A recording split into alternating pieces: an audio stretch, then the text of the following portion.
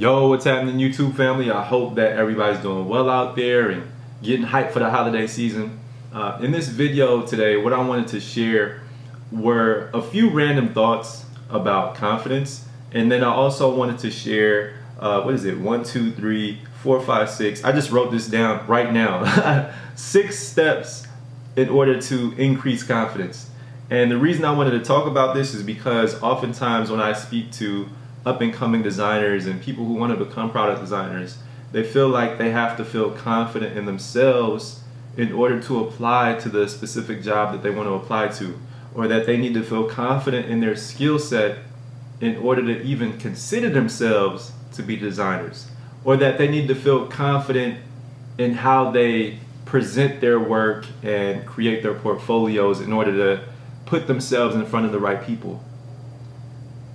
But what I see is that the people who are at the top of their game, they started from a place of fear, of self-doubt, of second guessing, and they decided to move anyway.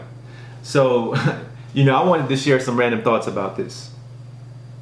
There is a guy who I really look up to, and he has his own business, and he charges people $40,000 a year to be a client of his. And I was like, yo, how did you ever get the confidence to charge people $40,000 a year in this economy right now with all this stuff going on, right? And people feeling doubtful about their economic situations. He was like, it doesn't matter if I charge people $40,000 or $1 million, it's just what I want to charge, right? And having that mindset where you just, you feel comfortable and you're not second guessing, what other people may say, right? Oh, the $40,000 is too much. Why? Like he was like, why can't I charge you $40,000? Let me phrase it to you that way. How come I can't charge $40,000? Right? So he broke it down, and I was like, oh, okay, all right, I get it, right? And so let me like that's just the first thought, right? And I feel like confidence, from what I see, is just feeling comfortable with who you are, how you come across to people, and flowing in relationships, in a task, right? And feeling, just flowing with who you are. If you look at some of my earlier YouTube videos when I started this channel, one of the reasons I started this channel in the first place was to become a more confident communicator. And I noticed in those videos, I was really monotone. I would stand in one place and I didn't flow. It wasn't natural. And now I could say finally that I feel a lot more natural. I feel a lot more comfortable. I feel a lot more I'm just sharing with you guys what's on my mind, right? So let me go through these steps with you in case you feel like you need to become confident in certain areas, right? So the first is that when you want to become more confident, you have to move through the emotions that you are having. And I've learned this from my mentors because they all have felt unconfident. I think that that's a word. They have felt unconfident many, many times. But they said that you have to move through the fear. You have to move through the doubt, because that's just a natural part of the process of becoming confident. And you have to reframe those emotions as excitement. It's basically the first step. Whatever you're trying to do, when you make a move, it's the first step to accomplishing the dream. So when you reframe the doubt as, oh, this is actually an opportunity for me to become an NBA player. This is an opportunity for me to become the best designer. This is an opportunity for me to become the best mother or father, whatever it is that you want to become.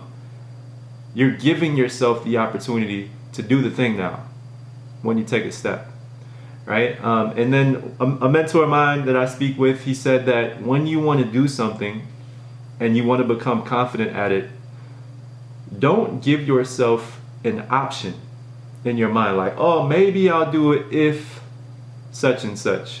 Maybe I'll do it, but only when, you know how our minds work. He said tell yourself that you have to do it. You have no other option, right? You have to become a designer because this is what's going to give you the economic security that you want.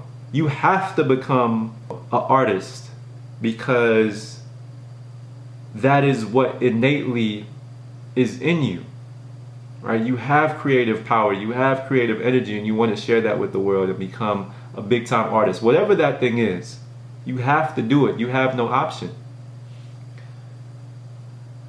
The fourth, what is it? Yeah, the fourth thing I wanted to talk about is taking the first step, right? After you move through the emotions, after you reframe your mindset to excitement and you tell yourself you have to do it, take the first step. When it came to me wanting to become a husband to my wife, I felt very doubtful about becoming a husband because I had never seen what I thought was a good reflection of a husband, right? So the first step for me was going to counseling and, talking to a counselor about those inner fears that I had, right? That was the first step in order for me to become confident in ever becoming a husband. And then what I think you need to do when you have all these internal thoughts about your doubts, about your fears, and you not being good enough, I think it helps to get a second opinion from somebody who can be objective about where you really are and the next thing that you can do for yourself. This year I worked with a business coach, I worked with a counselor, I worked with a few mentors, and they all told me about certain areas that they thought that, they were like, you're already there, Jeremy. You're already good at certain things. I just wasn't, aware of that myself because I would tell myself that I wasn't. And the sixth thing is to give yourself the grace to fail. When you give yourself the grace to fail and not aim for perfection, each time you fail, you're actually learning and you're refining the thing that you're trying to do, right? You're getting better at it.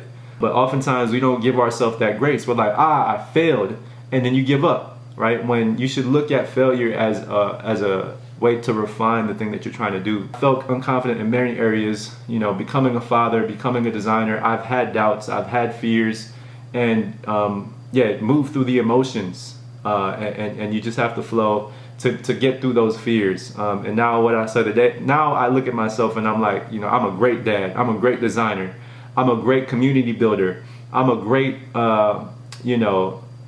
inspiration to people that needed to hear my testimony, because that's the only thing that they needed in order for them to see that they can do it themselves, right? So yeah, guys, I hope that this gives you a little inspiration around the area of confidence if that's an area that you're struggling in.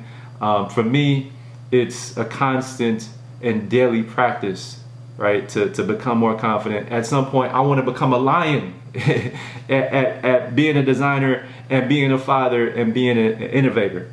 So it just takes practice. It takes time. And at some point, we'll get there. But the little things that we do on a daily basis, the little actions that we take are good enough. So yeah, guys, I hope that this inspires you. I'll see you in the next video. Peace.